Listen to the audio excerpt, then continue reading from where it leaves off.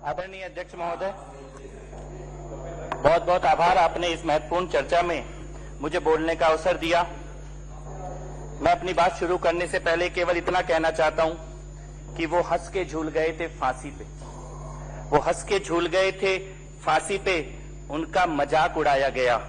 नकली रस्सी, नकली रस्सी, नकली फंदा, नकली मंच और दर्द का नाटक रचाया गया। इससे बड़ा कोई पाप नहीं हो सकता, इससे बड़ा कोई पाप नहीं हो सकता जो इस सदन में पिछली सरकार के द्वारा किया गया। और मैं ऑन रिकॉर्ड यहां कहना चाहता हूं, बहुत बड़ी बड़ी बातें बोली जा रही थी, मैं ये कहना चाहता हूं, आप कह रहे हैं कि अध्यक्ष स्वतंत्र होता है, अभी विपक्षी ने बोला होता है कागज पर, तुमने गुलाम बना के रखा था। ऑन रिकॉर्ड मैं इस सदन में कहना चाहता हूं, ये सदन की गरिमा को पुनर्स्थापित करने का काम आपके द्वारा किया जा रहा है। अध्यक्ष महोदय, अध्यक्ष महोदय, आपके द्वारा इस सदन की गरिमा को पुनर्स्थापित करने का काम किया जा रहा है।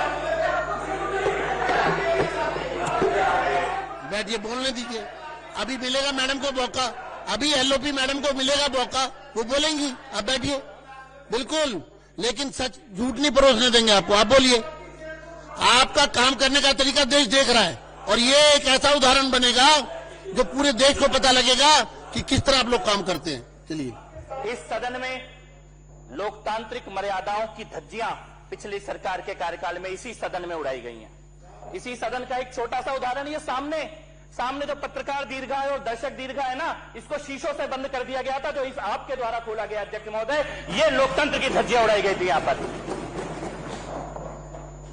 बेशर्मी का, मर्यादाओं को तोड़ने का ऐसा कोई कार्य बचा नहीं था इस सदन में। इसी सदन के अंदर महिलाओं की पिटाई से लेकर न जाने कितने कार्य किए गए और मीडिया को यहां से भगाने का पाप किया गया था पिछली सरकार के कार्यकाल में।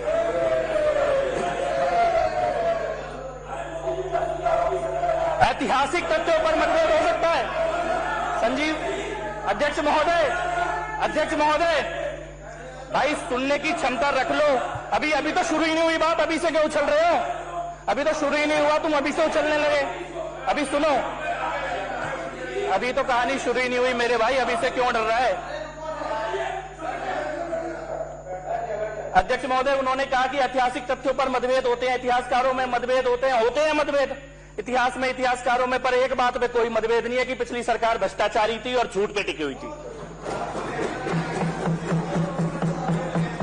फर्जी सीएम था, फर्जी सीएम, फर्जी सरकार, फर्जी काम, फर्जी वादे और फर्जी फांसी घर। और उसके बाद अपने पाप को, अपने भ्रष्टाचार को, अपनी चोरी को, अपने झूठ को, अपनी लूट को छुपाने के लिए आज तुम शहीदों के बारे में झूठ फैलाना चाहते हो इस सदन के अंदर बैठकर, तथ्यों के ऊपर झूठ, और कह रहे हो अंग्रेजों के साथ खड़े हो जाओगे अगर सच बोलोगे तो। तुमने भगत सिंह के, ऊधम सिंह जी के, राजगुरु जी के, सुखदेव जी जैसे ऐसे शहीदों का अपमान करने का पाप किया है। नकली जूते वहां पे रख के, नकली कपड़े वहां पे रख के पाप किया है आपने, पाप किया है आपने। इससे बड़ा कोई पाप नहीं हो सकता, इससे बड़ा कोई झूठ नहीं हो सकता। शहीदों को श्रद्धांजलि देने के बाद अलग होती है, शहीदों के नाम पे नकली फांसी घर, उसमें करोड़ों रुपए फूकने का पाप किया गया यहां पर। और आज कहते हो जो इस सच को सामने लाएगा वो अंग्रेजों के साथ खड़ा हो जाएगा, जो सच बोलेगा वो अंग्रेजों के साथ खड़ा हो जाएगा, क्योंकि तुमने झूठ बोला, तुमने पाप किया, तुमने चोरी की और तुमने इस ऐतिहासिक इमारत के साथ छेड़छाड़ करी, खाली चंद पैसों के लालच में। इसके अलावा कोई लालच नहीं था। चंद पैसों के लालच में इन्होंने दिल्ली को बर्बाद किया, चंद पैसों के लालच में इन्होंने इतिहास से छेड़छाड़ करने का पाप किया। बात केवल फर्जीवाड़े तक सीमित नहीं है, बात फर्जीवाड़ा तो इनकी पूरी सरकार का मॉडल ही था। इसके अलावा इन्होंने कुछ किया ही नहीं। अस्पताल के नाम पे फर्जीवाड़ा, मोहल्ला क्लिनिक के नाम पे टीन के डब्बे रख दिए गए थे, स्कूलों के नाम पे नकली पट्टियां बैठा के स्कूल बना दिए गए थे। फर्जीवाड़ा तो तुम्हारे माथे पे लिखा हुआ है, लेकिन बात केवल फर्जीवाड़े की होती तो सदन में इतना समय चर्चा नहीं होती। चर्चा इसलिए हो रही है क्योंकि शहीदों का अपमान करने का पाप पिछली सरकार ने इस सदन में करने की कोशिश की है।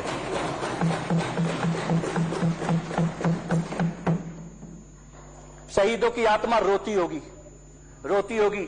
शहीद आजम भगत सिंह की आत्मा, राजगुरु जी की आत्मा, सुखदेव जी की आत्मा, ऊधम सिंह जी की आत्मा रोती होगी कि उनकी शहादत को भ्रष्ट केजरीवाल जैसे लोगों ने अपनी राजनीतिक दुकानदारी नौटंकी बनाने के लिए इस्तेमाल करने का पाप किया है। शहीदों की आत्मा रोती होगी। पूछते होंगे कि ऐसा दिन आ गया क्या आजाद भारत में कि एक भ्रष्टाचारी शराब माफिया का दलाल जेल गया हुआ भ्रष्टाचार के आरोप में आज भी दोबारा जेल जाने की तैयारी में जो भ्रष्टाचारी बैठा है, वो भ्रष्टाचारी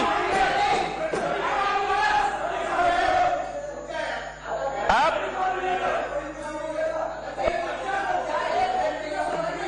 बैठिए बैठिए बैठिए बैठिए। अरे आप भी बैठिए, चलिए चलिए।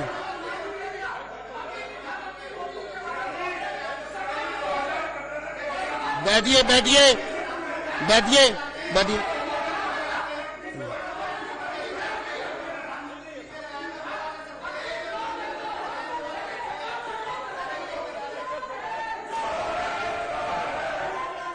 मार्कस मार्कस मार्कस, इनको बाहर ले जाइए, इनको बाहर ले जाइए। आतिशी जी को बाहर निकालिए, आतिशी को निकालिए बाहर।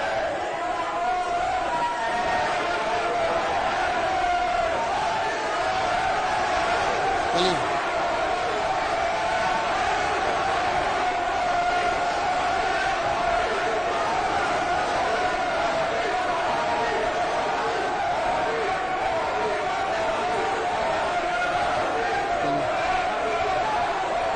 चलिए शुरू करिए। बैठिए बैठिए, बाकी बैठिए। एक मिनट खाली उनको,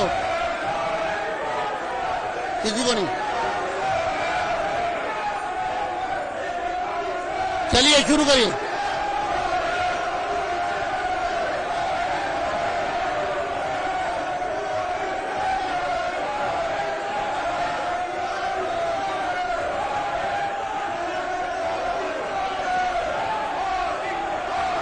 चलिए शुरू करिए।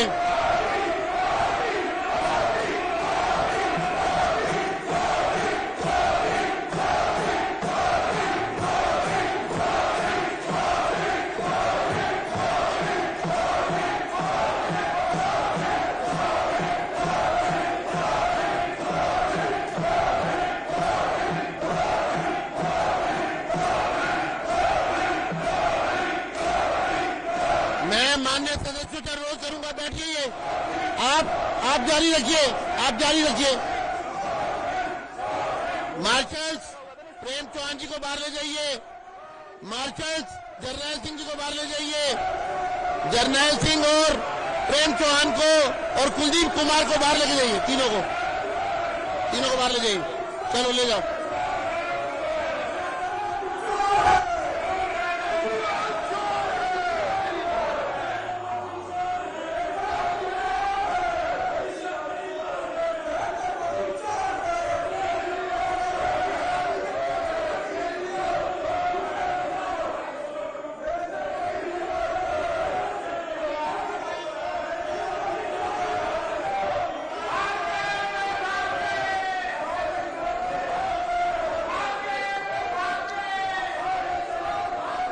चलिए जारी करिए,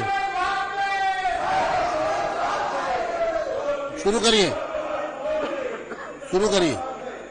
आदरणीय अध्यक्ष महोदय, सत्य और तथ्य की दो लाइन चोरों को भगाने के लिए काफी होती है, सदन में दोबारा साबित हो गया। केवल दो ही, अभी तो तथ्य रखे ही गए थे और इनकी मजबूरी है कि ये चिल्लाएंगे, क्योंकि इनके आका जो यहां से भागकर पंजाब में बैठे हैं, उनकी आज चोरी की, लूट की, इतिहास से छेड़छाड़ की और शहीदों से अपमान करने के उनके पापों की पोल आपके माध्यम से इस सदन में उसका सत्य सामने आया। इनकी मजबूरी है, अगर ये यहां पे चिल्लाएंगे नहीं तो इनके आका इनको डांटेंगे, इनकी क्लास लगाएंगे। मैं आपको बधाई देना चाहता हूं और उस पूरी टीम को जो ये सच सामने लेके आई है। इस दिल्ली ने केवल स्क्रिप्ट, डिजाइन, सेट, ड्रामा, केवल यही राजनीति 10 साल में देखी। सेट डिजाइन करो, स्क्रिप्ट लिखो और ड्रामा रचो। वही इस विधानसभा के परिसर में करने का पाप किया गया था। आपने रखा तथ्य, बिल्डिंग में दोनों तरफ सेम डिजाइन है, टिफिन रूम की, एक को आपने मान लिया टिफिन रूम में, दूसरे को आपने फांसी घर बोल दिया। एक के ऊपर आज भी वहां पे जाके मैं कल देख के आया हूं, अध्यक्ष महोदय जी ने बताया और बहुत सारे विधायक साथी देखकर आए हैं, उस दूसरे साइड की लिफ्ट को, रूम को, दोनों तरफ सेम है। और जब बोला भी तो कोई तथ्य नहीं था इनके पास कहने के लिए। स्पष्ट है कि यहां पर शहीदों का अपमान किया गया, इतिहास से छेड़छाड़ की गई, हेरिटेज से छेड़छाड़ की गई, केवल चंद पैसों के लालच में। और जब आज आपके माध्यम से ये सत्य सामने आया है तो ये चिल्ला रहे हैं और भाग रहे हैं। मैं पुनः आपको बधाई देता हूं, इस सदन को बधाई देता हूं, सत्य सामने आया और इस सदन के इतिहास की, इसकी विरासत की इतनी गहराई है, इतना कुछ है बताने के लिए। मुझे नहीं लगता नीयत साफ होती तो इसमें कोई झूठ जोड़ने की जरूरत थी। सत्य ही इतना विशाल है इस सदन की परंपरा का और इतिहास का कि इसको किसी झूठ की आवश्यकता नहीं थी। झूठ की आवश्यकता पड़ी क्योंकि झूठ की आड़ में लूट का एक खेल खेलना था। पुनः आपको बधाई और इस प्रस्ताव के लिए, सदन में लाने के लिए और सत्य को सामने लाने के लिए भी पुनः अभिनंदन। धन्यवाद।